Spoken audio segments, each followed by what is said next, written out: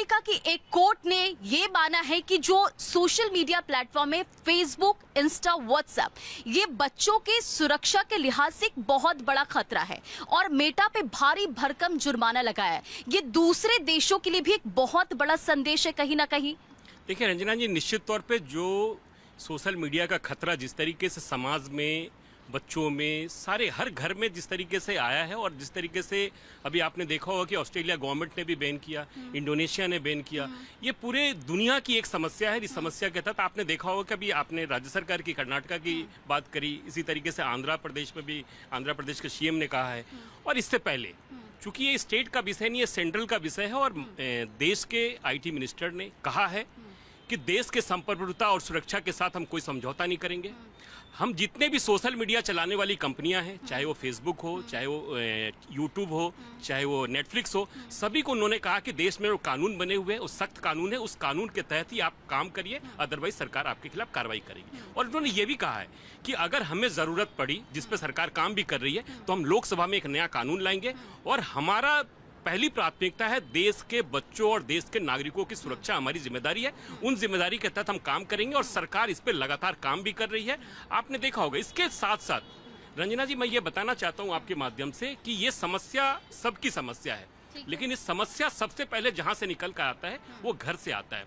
आज अनुशासन की जो कमी है, उस अनुशासन, पहला विद्यालय किसी बच्चों का होता है, घर में होता है। आप देखिए, जब एक महिला प्रेग्नेंट होती है, जब वो प्रेगनेंसी के बाद बच्चा पैदा लेता है और जब बच्चा रोने लगता है, तो वही माँ सबसे पहला काम क्या करती है, या तो टीवी पे या मोबाइल पे उस बच्चे को देती है और वो खिलौने के तौर पे। तो ये चीजों को घर के लोगों को भी समझने की जरूरत है। ठीक है, घर के लोगों को समझने की जरूरत है। इस पे आगे मैं आपसे सवाल करूंगी। सर, कर्नाटक सरकार ने जो फैसला किया है, यानी कि शाम 7 बजे के बाद इंटरनेट बंद, ये कितना प्रैक्टिकल है और टेक्निकली हम कितना इससे मजबूत समझे, कितनी पॉसिबिलिटीज है? देखिए, सरकार चाहे तो क्या नहीं कर सकती और ये कदम केंद्र सरकार को उठाना चाहिए था, क्योंकि यह समस्या केवल कर्नाटक की नहीं है, पूरे देश भर की समस्या है।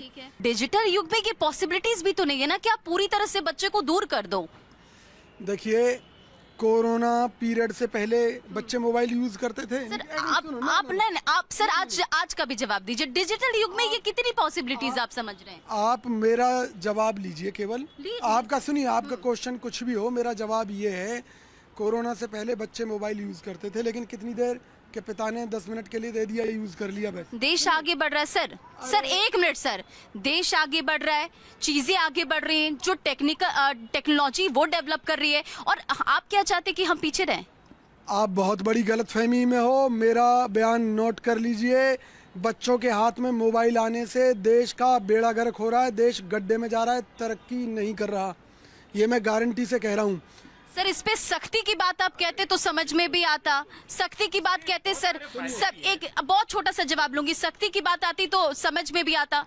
बीजेपी का क्या स्टैंड है, सरकार का क्या स्टैंड? देखिए रंजना जी, ये हर चीज के दो पहलू होती है, पक्ष और विपक्ष होता है। तो ये नहीं है कि उससे सिर्फ नुकसान ही हो रहा है, उसमें यह है कि उसके टाइमिंग को कम करने की जरूरत है। निश्चित तौर पर उससे फायदे भी हो रहे हैं, लोग पढ़ रहे हैं लेकिन उसके गलत भी इफेक्ट पड़ रहे हैं। बच्चे उसको गलत तरीके से यूज कर रहे हैं, उसको गलत तरीके से यूज नहीं करना है। लोगों को, गार्जियन को से बताना है कि बच्चे इसकी उपयोगिता क्या है। और कांग्रेस बार बार हर मुद्दों पे ट्रंप को लेकर आ जाती है। अब इसमें तो इनको ये भी लग रहा है कि कोई भी मुद्दा है तो ट्रंप आ जाता है। अरे साहब, ट्रंप के सामने सिलेंडर तो कांग्रेस ने किया था, भाजपा ने नहीं किया था।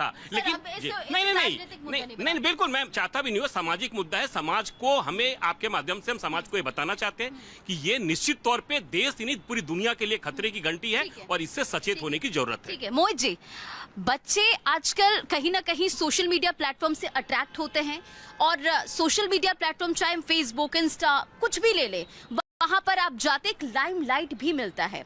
और जब आपको किसी छोटे बच्चे का हम जिक्र करें या टीनेजर का हम जिक्र करें, क्योंकि 25% ऐसे टीनेजर हैं जो इसके एडिक्ट हो चुके हैं, तो इसकी आप कैसे इसे हम कंट्रोल कर सकते हैं? क्या भूमिका पेरेंट्स की भी होनी चाहिए? देखिए, सबसे पहले जो शुरुआत में मैं ये कहना चाहूँगा, जो बच्चे जो सीखते हैं वो हम लोगों के एक्शन से सीखते हैं।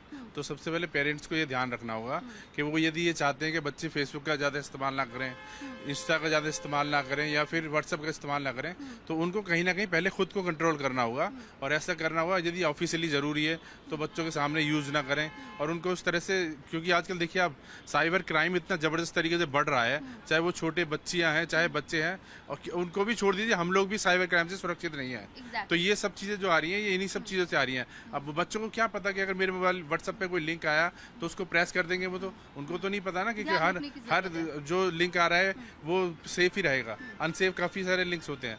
तो इसमें कहीं ना कहीं हमें पेरेंट्स को भी एक टाइम टेबल तय करना होगा बच्चे का, कि बच्चे आपके अगर क्लास है तो आप इतने टाइम इसको मोबाइल को यूज़ कर सकते हैं।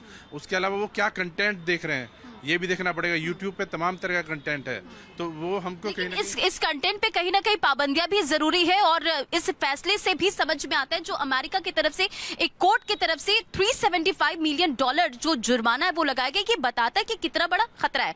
अजय सर, आपने सभी को सुना अभी तक, अब आपका क्या स्टैंड है दोनों तरफ से? एक तो इस वाले कॉन्टेक्स्ट में, यानी कि अमेरिका के कोर्ट ने जो जुर्माना लगाया मेटा पे भारी भरकम, ये अपने आप में एक बहुत बड़ा आप समझिए सवाल भी है, खतरा भी है, ये बता भी रहा है कि बच्चों के लिए ये कितना मुश्किल है। दूसरी तरफ कर्नाटक सरकार ने जो ड्राफ्ट जारी किया है उसे आप कैसे देखते हैं?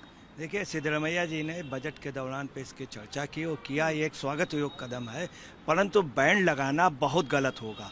उसकी वजह है तमाम चीज़ें बुजुर्गों ने सीखने में टाइम लगा दिया। कुछ भी हो, बच्चे आज कंप्यूटर या ये सब चीज़ें ज़्यादा सीख गए, उनकी नॉलेज हो गई इंटरनेशनल लेवल। अगर ये टोटल बैन लगाया गया तो आप सुन लें, भारत के भविष्य का अंधकारमय हो जाएगा।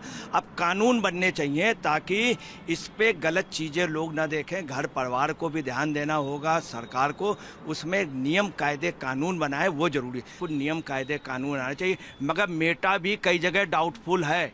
यही नहीं, इसके फेसबुक के उन्होंने कोर्ट में माफ़ी, ये लोग डाटाज भी लीक कर रहे हैं और इलेक्शन के पहले सारे डाटाज दे रहे हैं। मेटा भी कई जगह गलत इन्फॉर्मेशन दे रहा, इस पे भी अगर आप टोटल इस पर बगैर बैन न लगा में, ये है कि जैसे 1 घंटे का किया है तो ये जो है ये ठीक किया है। प्रॉस एंड कॉन्स दोनों हैं, एडवांटेज और डिसएडवांटेज दोनों है। संकेत जी, क्या लगता है कि ये जो सोशल मीडिया प्लेटफॉर्म से बच्चों की जो सुरक्षा है उससे सुनिश्चित करने में कहीं ना कहीं नाकाम हो रहे हैं? मैं पहले देखिए, कोई भी जो मैं बात अपनी रखूं वो बिना फैक्ट्स के पूरी नहीं होगी। तथ्य के साथ ही आपको सत्य पता लगेगा।